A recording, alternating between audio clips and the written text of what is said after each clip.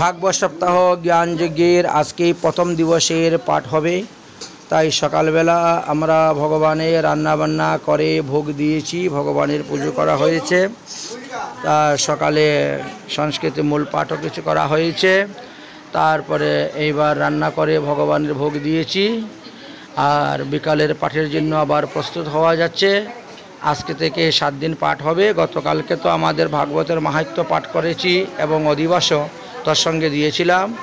আর আজকে থেকে ভাগবতের প্রথম স্কন্ধ প্রথম অধ্যায়ের প্রথম নম্বর শ্লোক থেকে বরাহ অবতার পর্যন্ত আজকের সমস্ত পাঠের বিষয়বস্তু হবে। জয় রাধে, শ্রী রাধে নিতাই গৌর হরিবল। জয় রাধে, জয় রাধে, জয় রাধে। हरि ओम जले वन्यस्थले वन्यनिलस्तवायुमण्डलतिवीरेण प्रसादिनं जलपत्रं शब्दं करेते। ओम जं जं बं लं लं वर्णालकुशाय धीमहि तन्न देवः प्रचोदयात्। हरि ओम पवित्र पवित्र वासरवस्तं कतोऽपि वाजस्मद् पुण्डरीकस्य पुनर्वज्रमन्तशुचिः। ओम पापहर पापकश पापात्मा तहिमां पुण्डरीकस्य सर्वपापहर हरिः। ओम पुष्प पुष्प महापुष्प पुष्प पुष्प जलं क्रीं नमस्ताय पद स्वाहा। चंदन तुलसी पत्र चंदन से महापुण्य पवित्र वपनाशन आपदं विपदं हरति नित्यं सर्वदा। आदित्यं वश्यवद्वरुद्ध तुलस्मगत सुमं सौभाग्यं तदं धारणामज्जं।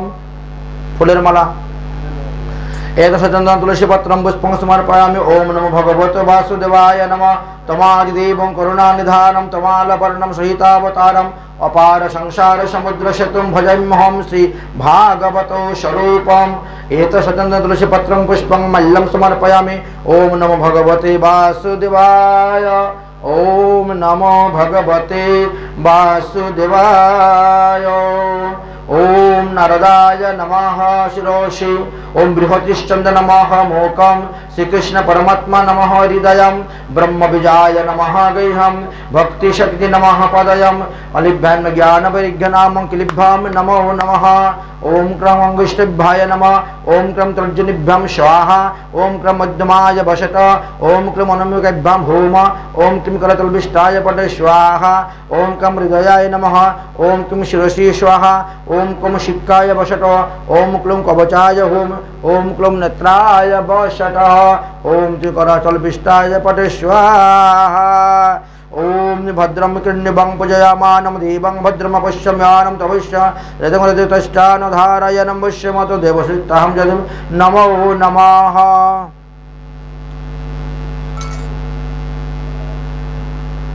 ओम ओस्य श्रीमद् भागवतस्य स्तोत्रं मंत्रस्य नारद ऋषि बृहते छन्दः श्रीकृष्ण परमात्मा देवता ब्रह्म बीज भक्ति शक्ति ज्ञान वैराग्य किलिभ्याम मम जजमानस्य नित्यधामगत पार्थ पंडित तस्य आत्म कल्याणार्थे श्रीमद्भागवते प्रसाद सिद्धार्थे भागवत पाठे विनियोगः।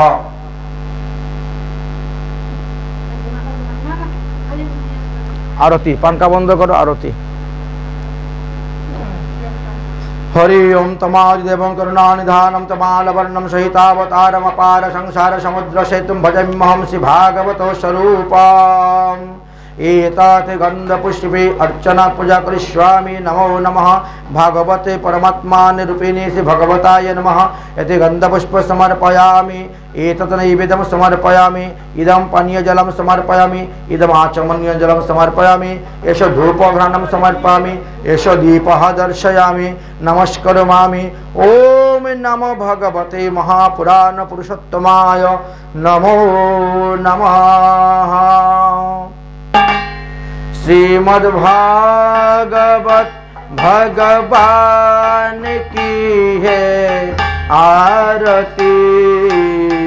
पापियों को पाप से ही तारती।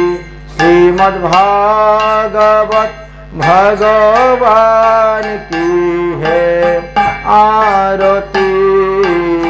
पापियों को पाप से ही तारती। पापियों को पाप से ही तारती। ये अमर ग्रंथ ये मुक्ति पंथ ये पंचम वेद निराला। এটা আরতি করো। ज्योति जगान ए टेबिलটা না টুলটা না টুলের মধ্যে রাখো। ये अमर ग्रंथ ये मुक्ति पंथ ये पंचम वेद जलशंख घंटा। ये अमर ग्रंथ ये मुक्ति पंथ ये पंचम वेद निराला। नव ज्योति जागाने वाला हरि नाम यही हरि धाम यही हरि नाम यही हरि धाम यही। ये जगत मंगल की आरती पापियों को पाप से ही तारती। श्रीमद् भागवत भगवान की है आरती पापियों को पाप से ही तारती।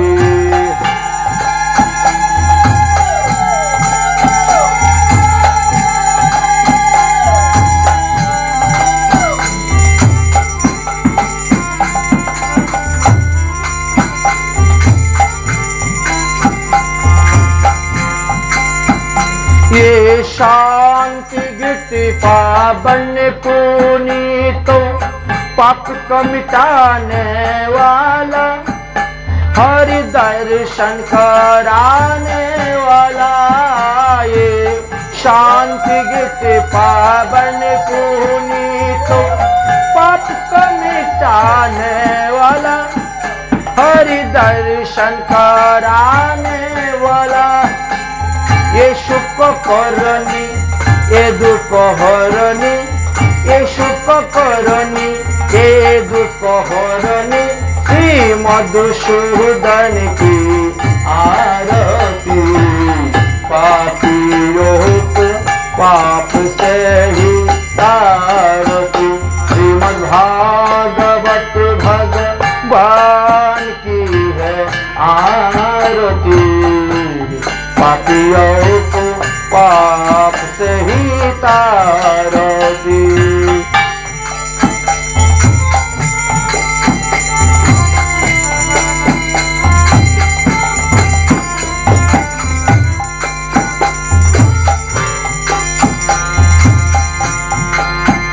ये मधुर बुल सत्य पंथ कुल सत्य मार्ग दिखाने वाला। ये बिगिरी बनाने वाला। ये मधुर बुल सत्य पंथ कुल सत्य मार्ग दिखाने वाला। ये बिगिरी बनाने वाला हरि नाम यही हरि धाम यही हरि नाम यही हरि धाम यही। ये जगत मंगल की आरती पापियों को पाप से ही तारती। श्रीमद् भागवत भगवान की है आरती पापियों को पाप से ही तारती। हरे कृष्णा कृष्ण कृष्ण हरे हरे हरे राम राम राम हरे हरे हरे।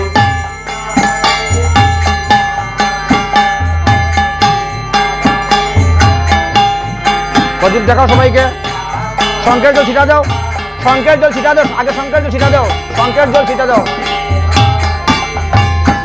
हरे कृष्णा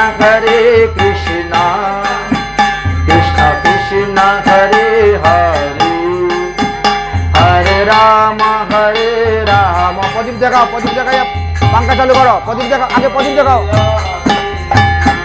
हरे कृष्ण कृष्ण कृष्ण हरे हरे हरे राम राम राम हरे हरे हरे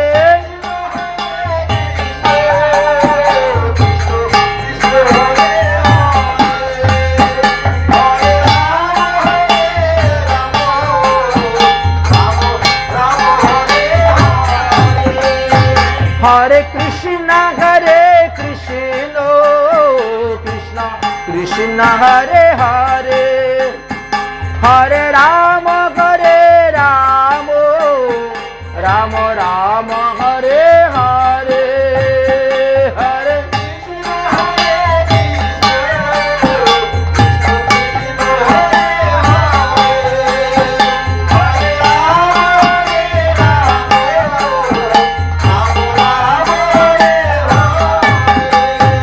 जय राधे राधे राधे जय राधे राधे राधे जय राधे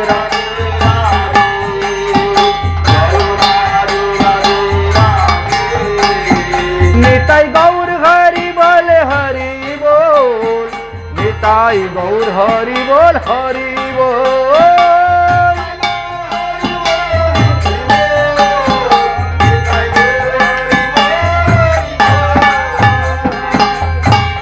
जय प्रसादात् भगवत प्रसाद जय प्रसादान्न गति कतयापि ध्येयं स्तुवां तस्य यश श्री सन्दं वन्दे गुरु श्री चरणारविन्दम् आजानुलम्बित भुजो कनकावदातु संकीर्तनैकपितरु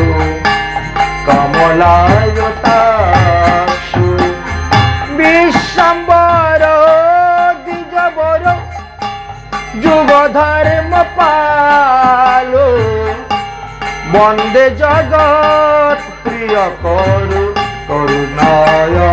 करुणायवतारु नमो त्रिकालो सत्ताय जगन्नाथ सुताय च सवित्राय सपुत्राय सकलत्राय ते नमः कस्तूरी तिलकं ललाटपटले वक्षस्थले न कौस्तुभं नासाग्रेवरौ मुकुटिकं करतले वेणुकरे कङ्कणं सर्वाङ्गे हरिचन्दनं सुललितं कण्ठे च मुक्तावले गोपश्री परिवेष्टितं विजय गोपाल चूड़ामणि तपित कंचन गौरांगी राधे वृंदावनेश्वरी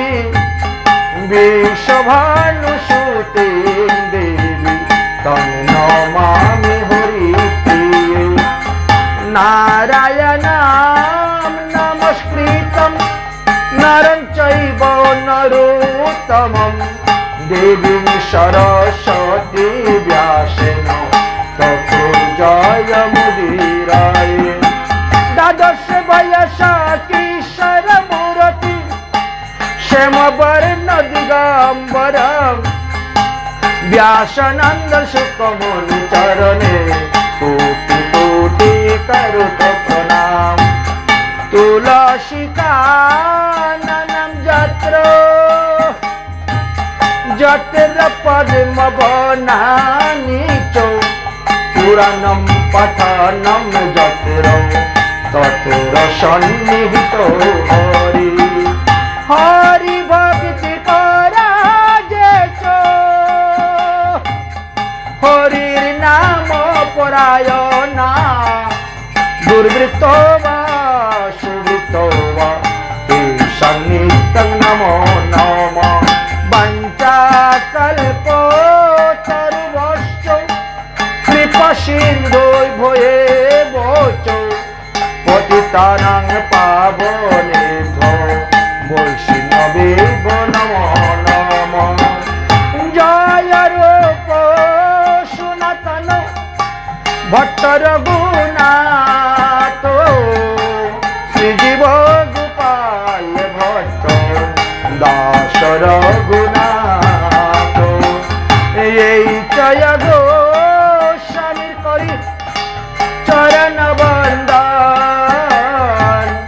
যাহা হইতে বিঘ্ন নাশ অবিষ্ট পূরণ।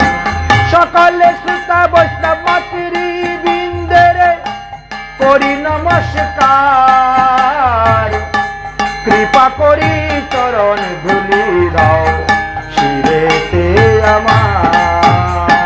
দুর্গমে প্রদীমেন বৈশ্য স্কলত পাদে নগতের মুহ, শকেরি পাদষ্টি দানে সন্তু সন্তু অবলম্বন। শকেরি পাদষ্টি দানে সন্তু সন্তু অবলম্বন। শকেরি পাদষ্টি দানে সন্তু সন্তু অবলম্বন। बोलो श्रीमद् भागवत महापुराण की, श्री कृष्ण दिव्यान दिव्यास जी की, श्री शुक मुनि की, श्री शुक मुनि की, परीक्षित महाराज की, षष्ठी सहस्राणी ऋषिवृंदों की, आपन अपन गुरुदेव की, आपन अपन इष्ट देव की, आज के आनंद के भागवत सप्ताह ज्ञान यज्ञ की, भागवत सप्ताह ज्ञान यज्ञ प्रथम दिवस की जय जय श्री राधे श्याम, जय जय श्री राधे श्याम, जय जय श्री राधे श्याम। निताई गौर हरि हरि। ओम नमो भगवते वासुदेवाय। प्रथम स्कंद प्रथमोध्याय मंगलाचरणम। जन्मादस्सौ जतुयन्नयादि तरतौ स्टारते सविज्ञौ सराटौ, तेने ब्रह्म हृदयत आदि कवये मुज्जयन्ति यं सूरयो। तेजोवारि मृदां जतार विनिमयो जतरोति सर्गः मृषा, धाम्ना सेनो सदा निरर्थकुहकं सत्यं परं धीमहि। ग्रंथेर आरम्भे करी मंगलाचरण। गुरु वैष्णव भगवान तीनेर स्मरण। এই তিনের স্মরণে হয় বিঘ্ন বিনাশন, অনায়াসে হয় নিজ বাঞ্ছিত পূরণ। এই জন্য দেখবেন প্রতিটি গ্রন্থের আরম্ভে মঙ্গলাচরণ করা হয়। মঙ্গলাচরণ হয় ত্রিবিধ প্রকার: আশীর্বাদ, বস্তু নির্দেশ আর নমস্কার। তাই এই যে ব্যাসদেব মঙ্গলাচরণ করতে গিয়ে তিনি কি বললেন? জন্মাদস্য যতু অন্নয়াদি তরতু শতাস্তি বৃক্ষং সরাট, তেজ ব্রহ্ম হৃদ আদি কবয়ে মুজ্জয়ন্তি ইয়ং সূরয়। তেজ বারি যথার বিনিময়ং यत्रोति सर्गमृषः धाम्ना सेनो सदा निरर्थकुहकं सत्यम परम धीमहि। আচ্ছা, এবার দেখুন তো আমরা যারা গায়ত্রী মন্ত্র জপ করি ওখানে ধীমহি পাই না? ধীমহি। আবার তন্নু শব্দ আছে ওখানে। তন্নু শব্দের যে অর্থ এখানে প্রচোদয়া, আমরা প্রচোদয়াত বলে থাকি, এই প্রচোদয়াত শব্দে ছিল। তাহলে তিনি কি বললেন? ভগবান হলেন জন্মাদস্য। তিনি কখনো কোনো মাতৃগর্ভে এসে জন্মগ্রহণ করেন না, কিন্তু তথাপিও তিনি নরলীলা করার জন্য, মনুষ্য দেহ আশ্রয় করার জন্য তিনি পৃথিবীতে আসেন এবং নরলীলা করে যান। তাহলে এই মঙ্গলাচরণে তিনি কি করেছেন? সত্যের বন্দনা করেছেন।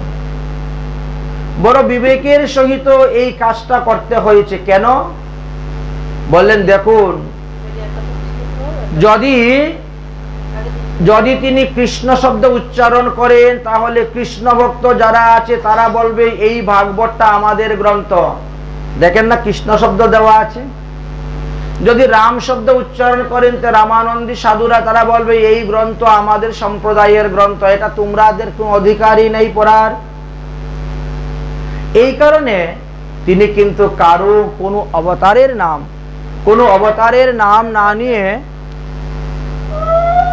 তিনি কি করলেন, সোজাসুজি সত্যের বন্দনা করলেন, সত্যম পরম ধীমহি। আচ্ছা, তাহলে এই শ্লোকের মধ্যে দেখা যায় সম্পূর্ণভাবে গায়ত্রী মন্ত্রের কথা লেখা আছে। এই ভাগবতে দেখা গেল সম্পূর্ণভাবে ব্রহ্ম গায়ত্রী স্বরূপ আমাদেরকে দিয়েছেন। ওই একটা শ্লোকের মধ্যেই সমস্ত ভাগবতের বিষয়বস্তু কিন্তু লুকিয়ে আছে। সেই জন্মাদস্য অনাদির আদি শ্রী গোবিন্দের, তুমি কেন পুরুষকে মহিলাকে, অনাদির আদি শ্রী গোবিন্দ সমস্ত লীলার কথা বর্ণন করা আছে। আমরা সেই লীলার কথাই আপনাদের নিকটে এখন আস্বাদন করাবো এবং করব। তাহলে দেখা গেল যে সর্বদা সত্যের বন্দনাই করে গিয়েছেন ব্রহ্মা আদি দেবগণ। ভগবান শ্রীকৃষ্ণ যখন দেবকীর গর্ভেতে আসছিলেন তখনও ব্রহ্মা আদি দেবগণ সত্যেরই বন্দনা করে গিয়েছিলেন।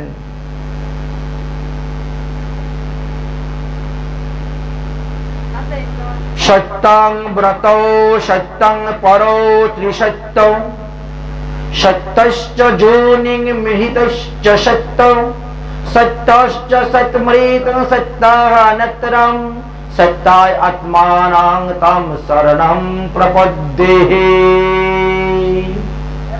সত্যের বন্দনা করে গিয়েছেন। আসুন তাহলে দ্বিতীয় শ্লোকে কি বলেছেন, তিনটি শ্লোকের দ্বারা ভাগবতের প্রথম মঙ্গলাচরণ করেছেন। আবার 3 স্থানে ভাগবতের মঙ্গলাচরণ আছে। গতকালকে আমরা এক ধরনের মঙ্গলাচরণের কথা বললাম, আজকে দেখো আরেক ধরনের মঙ্গলাচরণের কথা বলতেছি। দ্বিতীয় শ্লোকে বললেন যে এই গ্রন্থটা কাদের জন্য রচনা করা হয়েছে। ধর্ম পজ্জিত কৈতিব্য অতরৌ পরম নির্মশরণাং সতং বদ্ধং যত সন্তম বস্তু বিষাদম তপত্রয়নমূলম শ্রীমদ্ভাগবতে মহামুনি কৃতে কিং ভাবাই পরিশ্বরৌ জয়সৌ সদা হৃদয়ক সুশ্রদা বিততিক্ষণা। বলেন মাৎসর্যহীন ব্যক্তিগণের জন্যই এই ভাগবত ধর্ম। যারা মাৎসর্য ত্যাগ করতে পারতেছেন তারাই ভাগবত ধর্ম যাজন করতে পারবেন। মাৎসর্য কাকে বলা হয়? বলেন অন্যের উৎকৃষ্ট যারা সহ্য করতে পারে না তাকে বলা হয় মাৎসর্য। কিন্তু এই অন্যের উৎকৃষ্ট যদি ভগবত সংযুক্ত হয় তাহলে সেটা মাৎসর্য সম্পূর্ণ হয় না। যাই হোক, এই কারণে দেখা গেল মাৎসর্য শূন্য লোকই একমাত্র ভগবান পাদপদ্ম লাভ করতে পারেন, ভগবত ভজন করে ভগবত ধামে অগ্রসর হতে পারেন। তৃতীয় শ্লোকের মঙ্গলাচরণের বিষয় ছিল নিগম কল্পতরুর গলিত ফলম শোক মুকাদমৃতম দ্রব সঞ্জিতম পীবত ভাগবতম রসমালয়ম মুহুর্মুহু রসিকা ভবে ভাবুকা। এই শ্রীমদ্ ভাগবত মহাপুরাণ হলো নিগম কল্পতরুর গলিত ফলম। নিগম বলতে কি? 4 বেদ।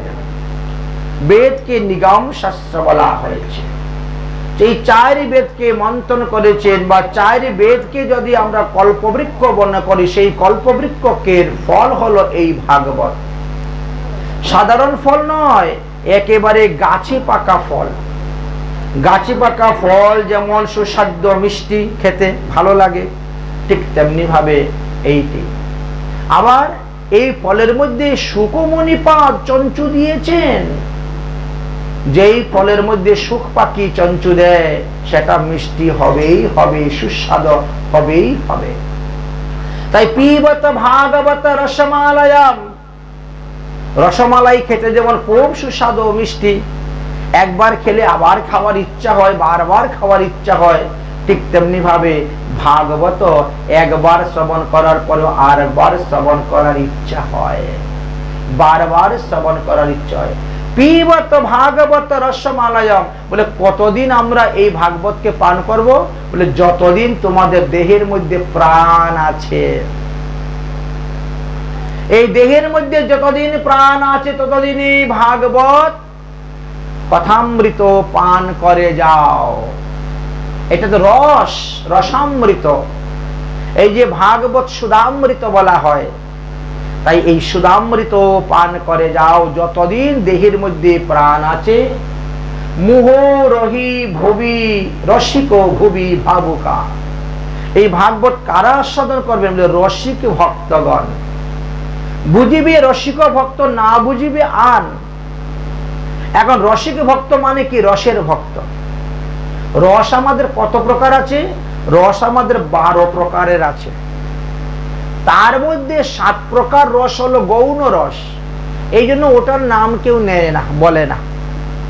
5 প্রকার রস হলো মুখ্য রস, শান্ত, দাস্য, বাৎসল্য, সৈক্য, মধুর। তার মধ্যে শ্রীধাম বৃন্দাবনে শান্ত রসের কোনো ভক্ত নাই। কেউ দাস্য, কেউ সৈক্য, কেউ বাৎসল্য এবং কেউ মধুর। এই 4 ভাবেই ভগবানের ভজন করে যাচ্ছে। তার ভগবান হলেন রসিক নাগর। তিনাকে বেদ বলছে রসবৈশ্য। রসের দ্বারাই তাকে ভজন করতে হবে।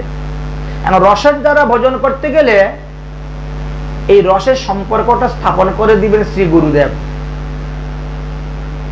গুরুদেব এই রসের সম্পর্কটা স্থাপন করে দিবেন। আপনি কোন রসে ভজন করবেন, কিভাবে ভজন করবেন, প্রতিটি রসের মন্ত্র কিন্তু আলাদা, উপাসনা আলাদা, ভাবভঙ্গি আলাদা, চলাফেরা আলাদা, ক্রিয়ামুদ্রা আলাদা। এই জন্যই গুরু ধরে এইগুলা শিখতে হয়। তাই গুরু না ধরলে সেটা শেখা যায় না, জানা যায় না, বোঝা যায় না। রসিক নাগরকে রসের দ্বারাই আমাদেরকে ভজন করতে হবে, আস্বাদন করতে হবে। এই 3টির দ্বারা আমরা এতক্ষণ মঙ্গলাচরণ আস্বাদন করলাম। এই যে শ্রীমদ্ ভাগবত মহাপুরাণ আমরা পেয়েছি, এই শ্রীমদ্ ভাগবত মহাপুরাণ প্রচার প্রসারটা কোথা থেকে হয়েছে? নৈমিষারণ্য থেকে হয়েছে। নৈমিষারণ্য, তাই বলছেন নৈমিষে অনিমিষম ক্ষেত্রম ঋষয়ো সনকাদয়ো সতরম সর্গায় লোকায় সহস্রৌ সমমামৃতম। নৈমিষারণ্যে 60,000 ঋষিরা বাস করতেন। শৌনকাদি 60,000 ঋষি বাস করতেন। আমাদের ব্যাসদেব নৈমিষারণ্যে বাস করেছিলেন, সেখানেই বিবাহ করেছিলেন। 17খানি পুরাণ তিনি নৈমিষারণ্যে বসেই রচনা করেছেন এবং এই বৃহৎ এই মহাভারত নৈমিষারণ্যে বসে রচনা করেছেন। শ্রীমদ্ ভগবত গীতা নৈমিষারণ্যে বসে রচনা করেছেন। কিন্তু শ্রীমদ্ ভাগবত মহাপুরাণ তিনি রচনা করেছিলেন সেই বদ্রী বিশাল বদ্রীনাথে বসে। এই জন্য নৈমিষারণ্য খুব শ্রেষ্ঠ তীর্থ। এই নৈমিষারণ্য কিভাবে উৎপত্তি হলো?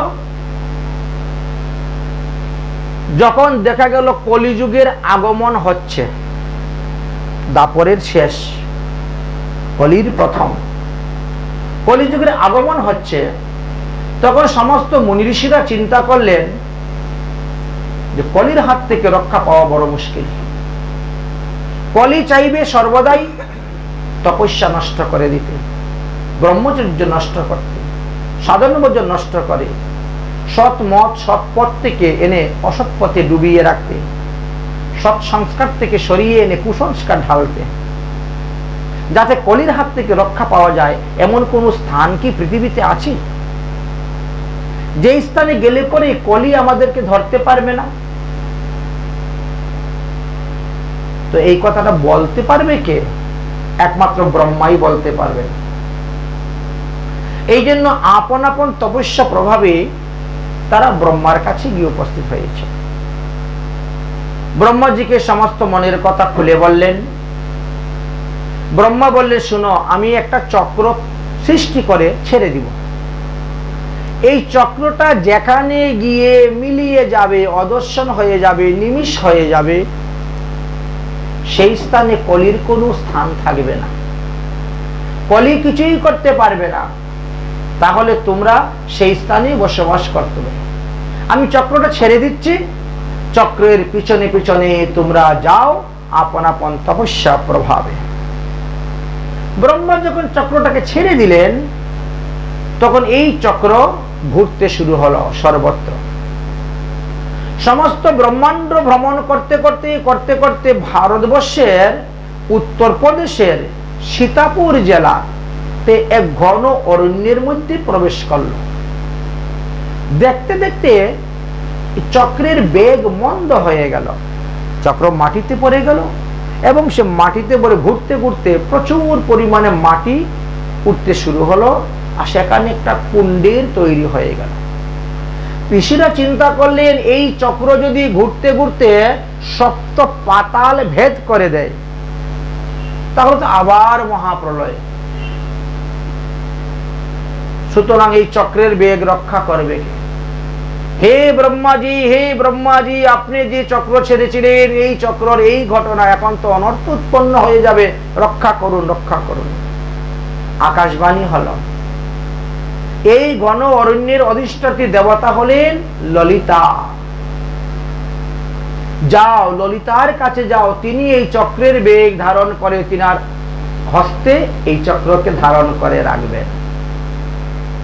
এই ললিতা বলতে কিন্তু দুর্গার একটি রূপ, মহামায়ার একটি রূপ, সেখানে ললিতা। রাধারানীর যে সখীগণের মধ্যে ললিতা, তিনার কথা বলা হচ্ছে না, তিনার হাতে তো চক্র নাই। কিন্তু নবদুর্গার ৯টা রূপের মধ্যে দেখবেন একটার মধ্যে চক্র আঙ্গুলের মধ্যে আছে। যাই হোক, সবাই গেলেন, চক্রের বেগ ধারণ হলো। সেই থেকে এই কুণ্ডটা উৎপত্তি হয়েছিল সোমবার অমাবস্যা দিবসে।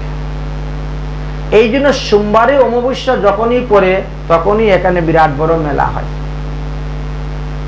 এইখানে যে সমস্ত মুনি ঋষিগণ বাস করতেন, তাদের মধ্যে অনেক অনেক মহাত্মাগণ মুনি ঋষিরা ছিলেন, যাদের নাম এই শ্রীমদ ভাগবত মহাপুরাণে দেওয়া আছে।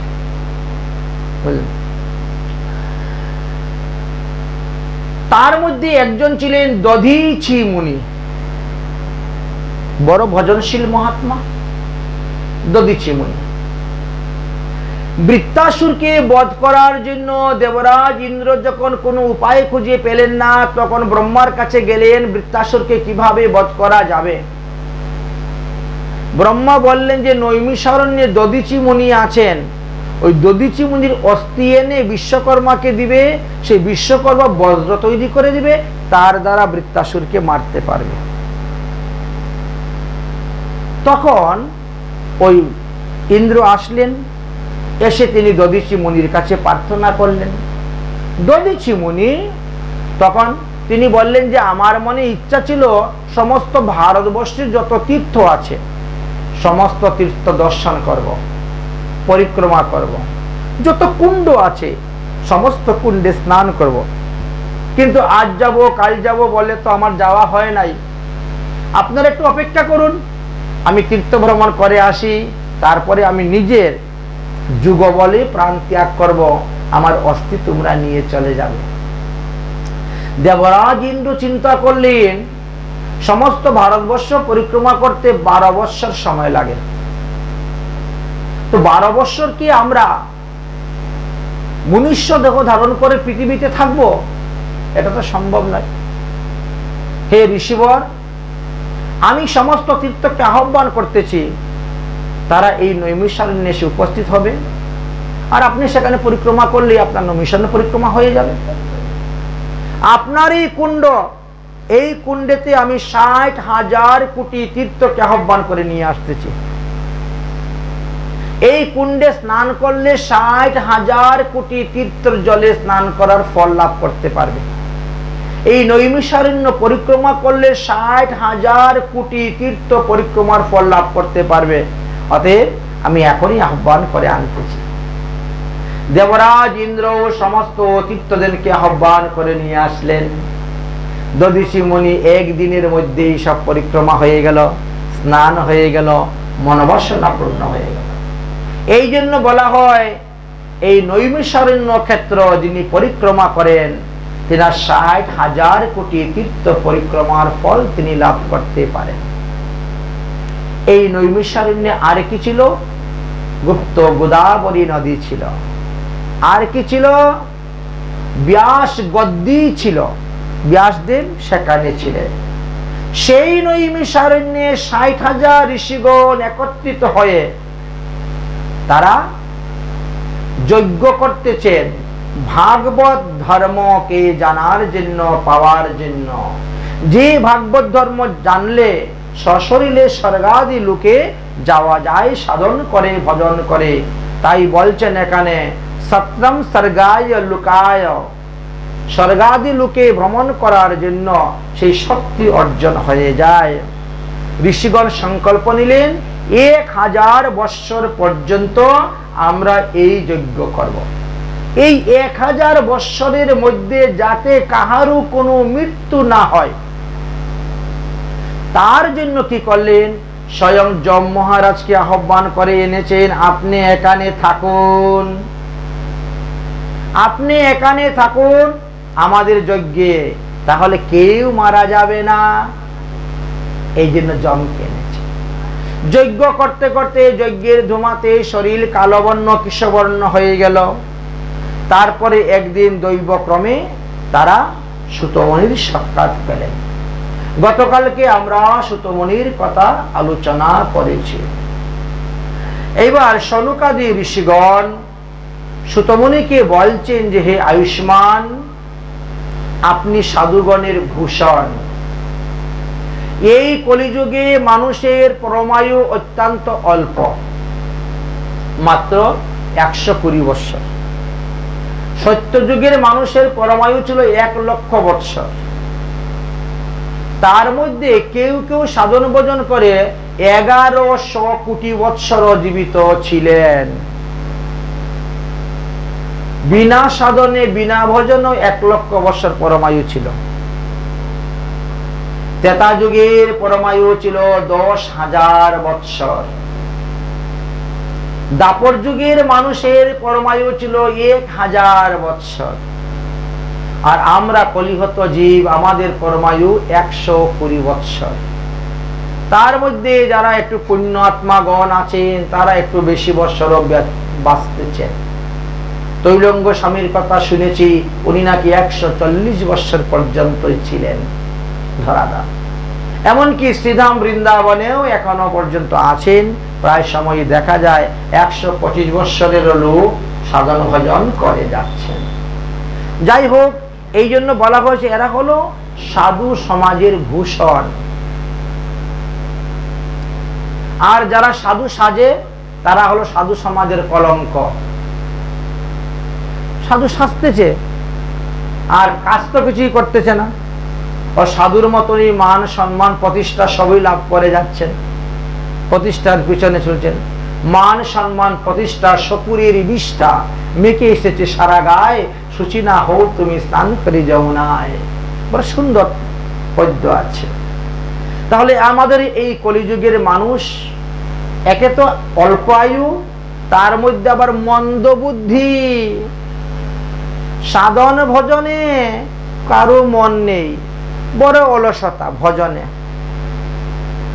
পাপ কর্ম কার্যে খুব রত আছে, কিন্তু পুণ্য কার্যে আজ করব কাল করব করব বলেই কাটিয়ে দেন। এই জন্য অলস বলস। তাদের বুদ্ধি আবার অতি সামান্য। সেই সঙ্গে সঙ্গে তারা নানা প্রকার ব্যাধি, রোগ সুখ, তিতাব জ্বালায় তারা জর্জরিত। তো আমাদের শাস্ত্রে তো ভগবত প্রাপ্তির অনেক অনেক সাধনের কথা, অনেক অনেক ভজনের কথা বলে গিয়েছেন। তো সাধারণ মানুষের বিভ্রান্তের মধ্যে পড়ে যায়, কোনটা করলে তাড়াতাড়ি ভাগবত পাদপদ্ম লাভ করা যাবে। তো বহুবিধ কর্মের কথা তো বলে গিয়েছেন শাস্ত্রে। আচ্ছা, আপনি তো সাধু মহাত্মা, সাধু মহাত্মার কাজ হলো পরোপকার করা। সাধুর স্বভাব হলো তারিতে পামর, নিজ কার্য নাই তবু যায় পরের ঘর। কেন যাচ্ছেন? এই জন্য। আচ্ছা, আপনি তো ব্যাসদেবের শিষ্য, আপনি তো সুখদেবের নিত্যকে ভাগবত কথা শ্রবণ করেছেন। অর্থাৎ আপনার যে অভিজ্ঞতা, আপনার সেই অভিজ্ঞতার দ্বারা জীবের মঙ্গলের জন্য আপনি বলুন তো সর্বশাস্ত্রের সার বস্তু কি? কি কথা শ্রবণ করলে আমাদের অন্তঃকরণ শুদ্ধ হবে, অন্তঃকরণ নির্মল হবে? বলুন। দেখো, গুরুজন দ্বারা তারা কি করেন? স্নেহের পাত্র শিষ্যকে একেবারে গোপনীয় বস্তু শিখিয়ে দেন, গোপন হইতে গোপনীয় তত্ত্বকথা শিখিয়ে দেন। সুতরাং কলিযুগের জীবের মঙ্গলের জন্য সহজ সাধন কি, তাহা আপনি কৃপা করে আমাদেরকে বলবেন। এটা হলো আমাদের প্রথম প্রশ্ন। দ্বিতীয় প্রশ্ন, হে সুতমণি, ভাগবতের মঙ্গলাচরণে কি বলছেন? জন্মাদস্য, অর্থাৎ ভগবান তো অজন্মা, তবে তিনি যদুবংশকে রক্ষা করার জন্য, যদুবংশের ভক্তগণকে রক্ষা করার জন্য কেনই বা তিনি দেবকীর মানে বসুদেবের পত্নী দেবকীর গর্ভে এসে অবতীর্ণ হয়েছিলেন, এটাও কিন্তু আমাদের জানার বিষয়। অতএব এটা হলো আমাদের দ্বিতীয় প্রশ্ন। তৃতীয় প্রশ্ন হলো, আমরা নারদ মুনির মুখ থেকে এবং অন্যান্য মহাত্মাদের নিকট থেকে অনেকবারই ধর্মের অনেক কথা শ্রবণ করেছি, এমনকি ভগবানেরও অনেক অনেক অবতার লীলার কথা শ্রবণ করেছি, কিন্তু এর দ্বারা আমাদের মন, আমাদের হৃদয়, আমাদের কর্ণ তৃপ্তি হচ্ছে না। অতএব আপনার কাছে প্রার্থনা, আপনি মন, কর্ণ তৃপ্তি, হৃদয় তৃপ্তির মতন এমন কতগুলি ভগবানের অবতারের কথা আমাদের নিকটে বর্ণন করিবেন। আমাদের চতুর্থ প্রশ্ন হলো, প্রকৃতির বশীভূত হয়ে জীব বারবার জন্মগ্রহণ করছে আর বারবার মারা যাচ্ছে, ঘড়ির কাঁটার মতন 84 লক্ষ যোনি ভ্রমণ করে যাচ্ছে। অতএব এই 84 লক্ষ যোনি থেকে তার মুক্তির উপায় কি, সেটাও আপনি বলবেন।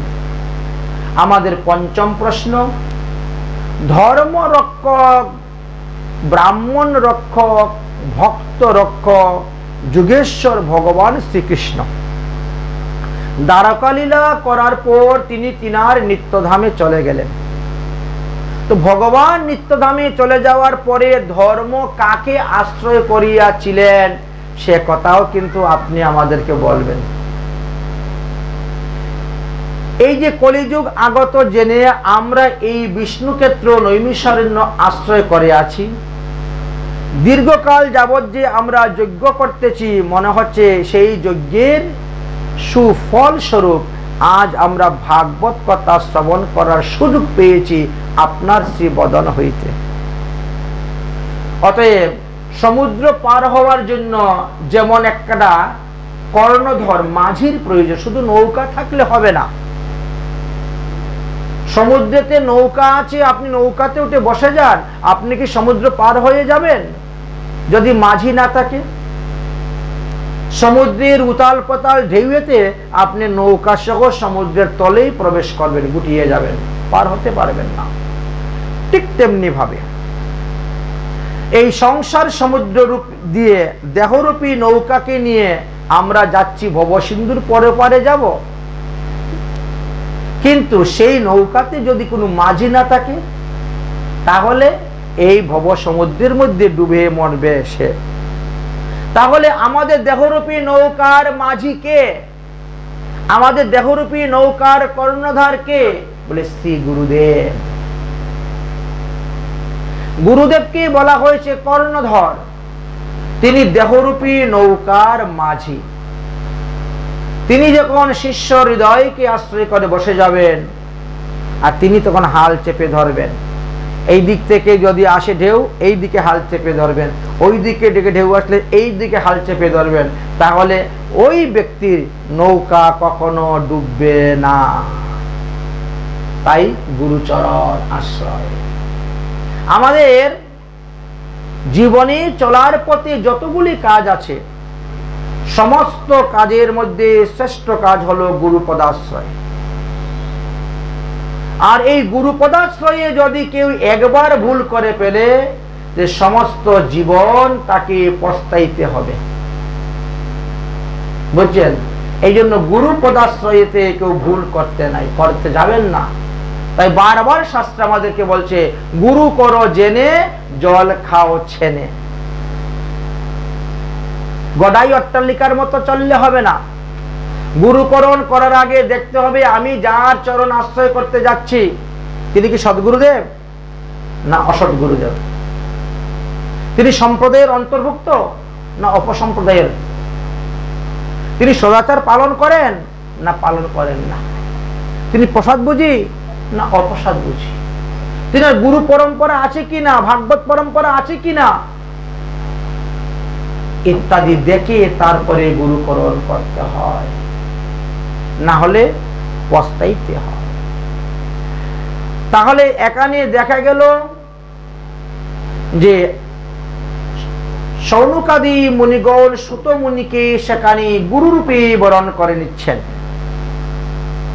আপনি পরম বৈষ্ণব, আপনি উদার, এবং আপনি কৃপা করে আমাদেরকে এই সমস্ত প্রশ্নের উত্তর প্রদান করবেন। এই যে প্রশ্ন করা হয়েছে, এটাও ভগবানের উদ্দেশ্যে তো প্রশ্ন করা। তাই বলছেন, চতুর্বিধ ভজন্তে মাং যে জনা সুকৃতি নাহার জুন আর্ত জিজ্ঞাসু অর্থাৎ জ্ঞানশ্চিব্য ভারতস্য। 4 ধরনের লোকেই ভগবানের ভজন করে থাকে এবং এরা ভগবানের প্রিয়। আর্ত বলতে 2 প্রকার, সাকাম ভিতরে গণী, জিজ্ঞাসা জ্ঞানী 2, মোক্ষ কামী মানি। এই 4ই সুকৃতি হয় মহাভাগ্যবান, তাতে কামাদি ছাড়িয়া হয় শুদ্ধ মনে জ্ঞান। সাধুসঙ্গ কৃপায় যদি কৃষ্ণ কৃপা হয়, কামাদি দুর্সঙ্গ ছাড়ি কৃষ্ণ ভজয়। অতএব দুঃসঙ্গ করিহি কৈতব্য আত্ম প্রবঞ্চন, কৃষ্ণ কৃষ্ণ ভক্তি অন্য কাম্য ধন। তিনি বললেন যে আপনারা যে সমস্ত প্রশ্ন করেছেন, এই সমস্ত প্রশ্নের উত্তর দিতে গেলে তো সুখদেব গোস্বামী পাদের সেই 18,000 শ্লোকের ভাগবত কথাই বলতে হবে।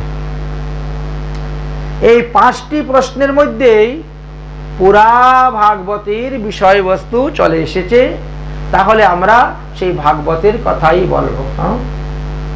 ওরে অবুঝ মন সদায় কর ভাগবত অধ্যায়ন, ওরে অবুঝ মন সদায় কর ভাগবত অধ্যায়ন।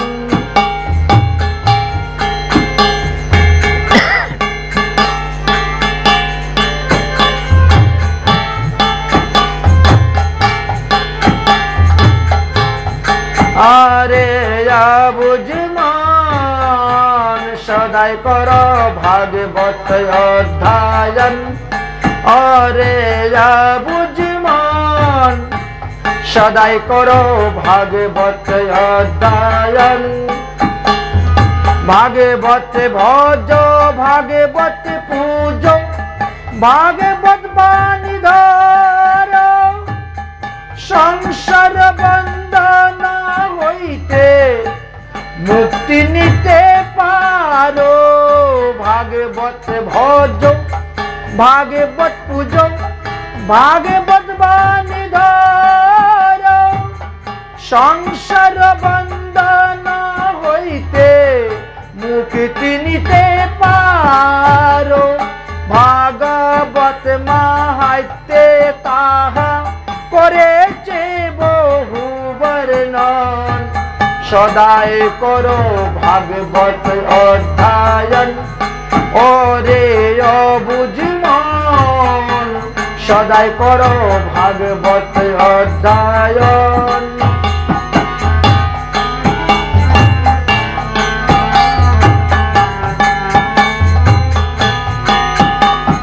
বেদ শাস্ত্র পুরাণ আদি সর্বশাস্ত্র হইতে মুক্তি দিতে ভাগবত মন্ত্র শ্রেষ্ঠ এ জগতে।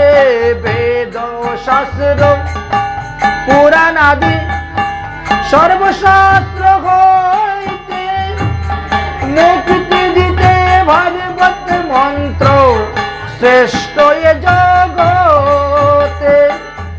ভাগবত মাহাত্মে তাহা করেছে বহু বর্ণন। ভাগবত মাহাত্মে তাহা করেছে বহু বর্ণন। সদাই করো ভাগবত অধ্যয়ন, ওরে অবুঝ মন, সদাই করো ভাগবত অধ্যয়ন।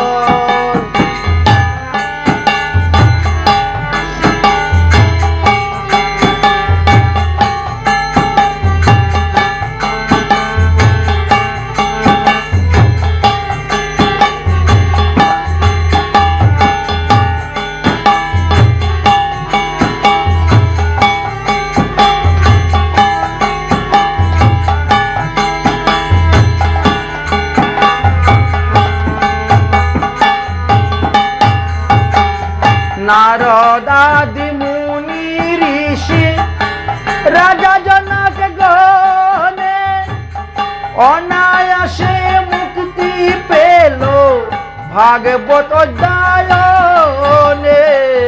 নারদাদি